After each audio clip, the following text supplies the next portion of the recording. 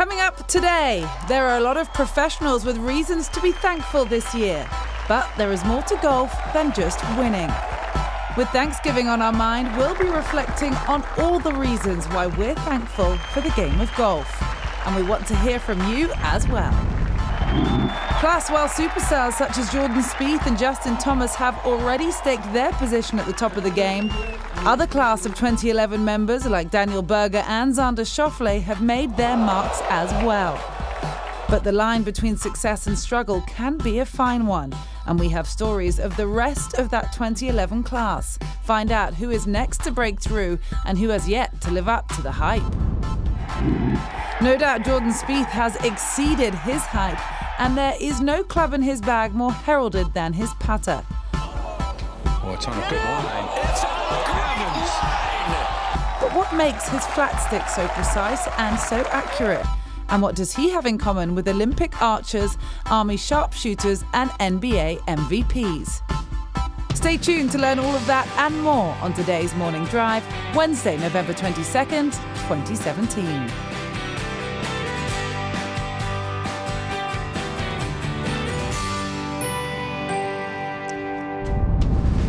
Yes, good morning and happy Thanksgiving week to you. Cara Banks alongside Damon Hack, Charlie Reimer, Lauren Thompson will be with us in a moment as well. And we have had a long morning already, ladies and gentlemen, let me tell you, because this guy has not stopped telling us what he's going to be cooking for the next few days. You're excited, aren't you?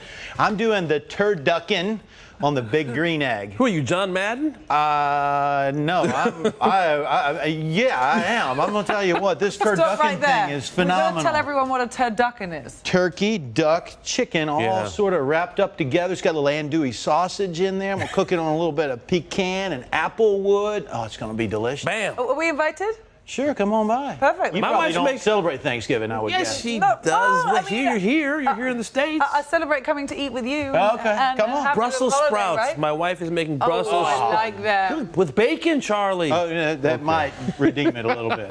Alrighty, well, we've got so much on our mind, not only food, but golf, of course, as well. So let's say good morning to Lauren Thompson. Everything's pretty much better with bacon. Everyone knows that. Glad to have all of you with us on this Thanksgiving Eve, but we do need your help. We need you to chime in on social media. This is the question that we asked. So what part of your life makes you so thankful for the game of golf? Use that hashtag Thanksgiving Golf. We already have great responses coming in. This from Tony. Tony, thank you so much for watching. You said golf energizes, inspires. It also adds to your relationships. Integrity too. Yes, that is one of the keys to the first tee. We like hearing that. Exercise keeps us young. Thanksgiving golf is what's on our minds. Astro Cowboy says, I'm thankful to be able to play a game with my family for years to come. I am with you. So keep these coming our way. Use that hashtag Thanksgiving Golf. More responses live in the show. Our responses will also be coming later. But for now, Damon Hack, what's happening? Tell you what, how about the Australian Open? Our coverage begins tonight, 7:30 p.m. Eastern Time on Golf Channel. Defending champ and world number 2, Jordan Spieth, back in action. We'll actually hear from him later this morning about his goals for 2018. World number 12, Jason Day, also in the field, the homeboy. We'll hear from the Aussie as well later in the show. This tournament marks the beginning, of course, of the road to the 147th Open at Carnoustie with the Open qualifying series. This is the first of 15 events in 10 countries. This week, 3 spots are available to Carnoustie to those who finish in the top 10 in ties who aren't already exempt. A total of 46 places in the Open are available through the qualifying series, and it is everywhere, folks. PGA Tour, as you can see, European Tour, PGA Tour of Australasia, Asian Tour, Japan Golf Tour, Korean Tour, and the Sunshine Tour. And of course, all roads lead to Carnoustie, that tiny seaside town on the Angus coast between Dundee and Arbroath, known for sailing, canoeing, and yes, championship golf. I cannot wait for the 147th Open. Of course, Jordan Spieth, yeah, he'll be there. He's already exempt. He's the defender at Carnoustie and the defender this week down under, playing alongside Aussies and PGA Tour winners Cameron Smith and Matt Jones. Spieth, of course, part of that vaunted high school class of 2011. And a lot of our riders have been taking a deep dive looking at the class of 2011 on golfchannel.com, including our own Will Gray, who joins us this morning on the Golf Advisor phone line. Will, good morning. How are you? I'm doing well, Damon. Good to be with you. Good to hear your voice, buddy. It's interesting. You took a different tack, kind of focusing on some of the players that maybe the public isn't that familiar with, including Michael Johnson. What should our viewers know about Michael Johnson's background? Yeah, the background really traces back to an event in 2010 on the AJGA at TPC Sawgrass where he beat the likes of Jordan Spieth and Emiliano Grillo and Daniel Berger, all those guys that we know from the class of 2011 on the PGA Tour. He finished ahead of them and was ranked number 6 in that recruiting class, according to the AJGA. But it's an example that not all of these guys who were once on a level footing when they were 15 or 16 have really found their way to the PGA Tour yet. Michael Johnson finished 3rd at the Barbasol Championship in his pro debut, needed to crack the top 200 at the season end to make the Web Tour finals. Instead, he finished 201st, fell all the way back to first stage of Web.com Q School. Those are the thin margins that we're talking about in terms of easy success and quick success versus really having to grind your way up to the tour. Yeah, we speak about how impatient the likes of Jordan Spieth and Justin Thomas are, but imagine what Michael Johnson must be going through, or someone like Byron Meth. You focused on him as well. What should the viewer know about Byron's path? Byron's path includes the 2015 Masters. He was the final winner of the U.S. Public Links back in 2014, and he actually played a practice round with Jordan Spieth at the 2015 Masters on Tuesday. Of course, Spieth went on to win his first major title a few days later, and the reporters went back to Byron Meth and said, well, what did you see when you were playing with him that made you think he might win this tournament? And he said, listen, he was just playing like he had played when we were at 15 and 16 years old playing in junior events. He grew up in Southern California, so a lot of his high school matches were against Xander Schauffele, and he, like Michael Johnson, had great success in his first event as a tour pro or as a PGA professional, in that he Monday qualified for the Sony Open. But then he said in hindsight that might have been the worst thing that could have happened to him because he started having expectations. He thought it would happen that easily every time. Each of the last 2 years, he has missed the cut at the first stage of Q School for the Web.com Tour by a shot. He's trying to play in Canada, maybe looking at Asian Tour. So he's one of those dozens or hundreds of guys who are kind of in limbo without status right now on a major tour, trying to figure out what to do until the next round of Q School can come back around. Will, has there ever been, or will there ever be again, another class of 2011? You got to think that this is one that really stands out. I mean, a lot of golf historians will go back to the group that was born together in 1912, some of the greatest major champions that we've ever had. But this class, I know that my colleague Ryan Lavner got to talk to Jordan Spieth about it, and even the guys that have had success that are at the top kind of look back and marvel at just how much success this group has had at such a young age. Remember, these guys, we're talking about a high school graduating class, not a college graduating class.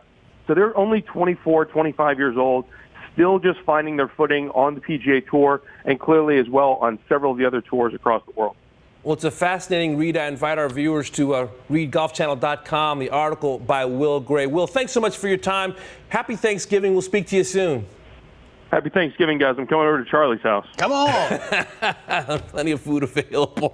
Let's talk about this article because I think it's fascinating. Everyone looks at the guys that are at the top, the Jordan Spieths and the Justin Thomases. What do you learn when you kind of hear about the Byron Meths and the Michael Johnsons, just about how hard this game really is? It is a tough game, and there's no doubt about that. And there's so much talent out there, Damon.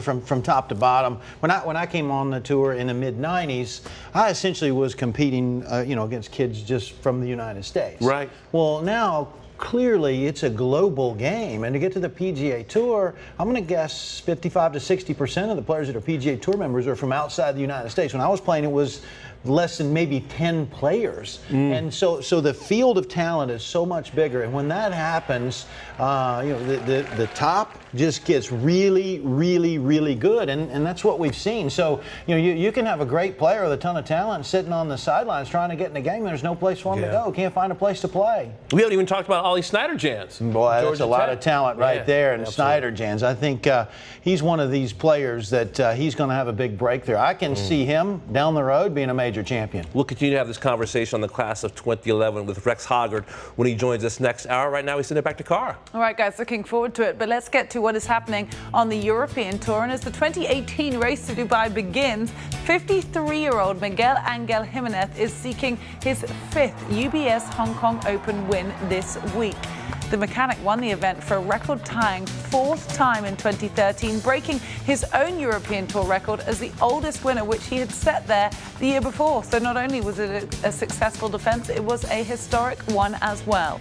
Now he will begin his campaign at 10:22 p.m. Eastern Time tonight, alongside fellow European Tour winners Kiradech Aphibarnrat and Paul Dunn, who actually just broke through for his first victory at the British Masters last month. Now, speaking of winners, Charlie, Jimenez's swing. It reminds you a little bit of the most recent winner on the PGA Tour, does it not? Yeah, it really does. I fell in love with the golf swing of Austin Cook, who won up in Sea Island over the weekend, and started looking at these golf swings, and I did see some big similarities. One in the backswing, and then two in a move that they make on the downswing. But let's have a look first at the backswing. I just love how they both sort of rotate the club back. It's just as simple a backswing as you can possibly have, Cara. And you know, when the shoulders stop turning, the club starts going back any farther. And this is something I'm really working hard on my golf swing right now. It's just very, very simple. Okay, once you get to that position right there, notice this great extension in the left arm on both of these players. Then the key is, and this is a big time move here, when you take that right elbow on the downswing and try and stick it in the right pocket. That's something that really gets the club on or slightly underneath the plane. When you get that being the first move in your downswing, in particular before your shoulders start opening up a little bit, that gets you in that speed slot where you can go at the golf ball absolutely as hard as you want to go. And let's just check it right there. Look where that club is right there. From there, both of these players are going to deliver that club consistently to impact. Now, Austin is just a little bit more cleared out with his hips. You know, he's a little bit younger. That might help him be a little bit more supple. But this impact position for both of these players is absolutely phenomenal. And the first part of what I pointed out there, that backswing, Cara, that's something that's absolutely vital. When I started looking at my golf swing to try and get ready to go out and play PGA Tour Champions next year, I found that I just wasn't turning the way I wanted to. My shoulders weren't turning, and I wasn't getting very good extension. I was sort of lazy right in here. And so what I started doing to try and get my backswing to look more like both of these players is I started making some swings with no club and just pushing that left shoulder, sort of rotating it back and opening and keeping that left elbow extended. And, you know, at first I couldn't go very far.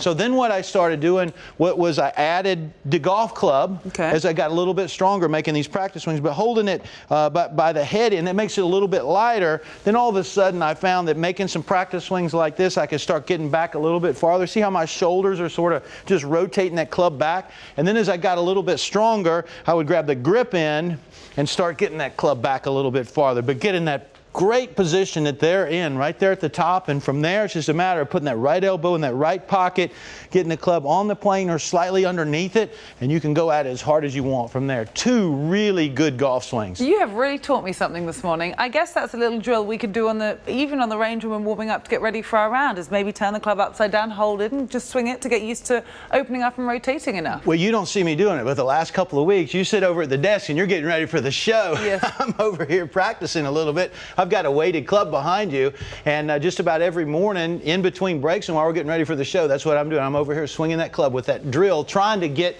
in the position that these two are in at the top of their backswing, and it's helping a lot. And that right elbow in that right pocket is something I am always trying to work on.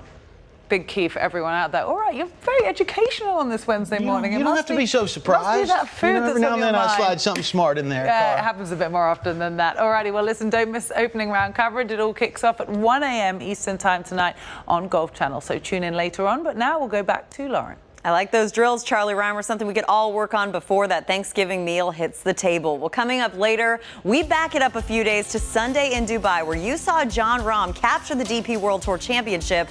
What you didn't see is everything the next hour entailed for the now two-time European Tour winner. And trust us, he didn't just grab the trophy and go home. It was busy. Then we swing it on over to the putting stroke of Jordan Spieth, a multi-major champion famous for a phenomenal flat stick work. So Rich Lerner is going to stack up how his skill on the greens lines up against other top athletes in various sports platforms that put an emphasis on precision. We're also going to hear from Jordan Spieth in Australia later in the show. And of course, we will be covering more of your reasons why you are so thankful for the game of golf in your life. Keep these coming on social media. Hashtag Thanksgiving Golf at GC Morning Drive. We'll be sharing our personal answers as well later in the show. So stick around with us. Thanksgiving Eve. Glad to have you with us on a Wednesday in Studio AP. No, this is my drill. Charlie, Okay, let's see. Get it, Cara. Ready? Yeah, there you go. I'm going to hit something. Shoulders Okay. going back a little bit farther. There you go. Like that? It's hard to do at first. With isn't it? one hand as Yeah, well. there you go. Okay.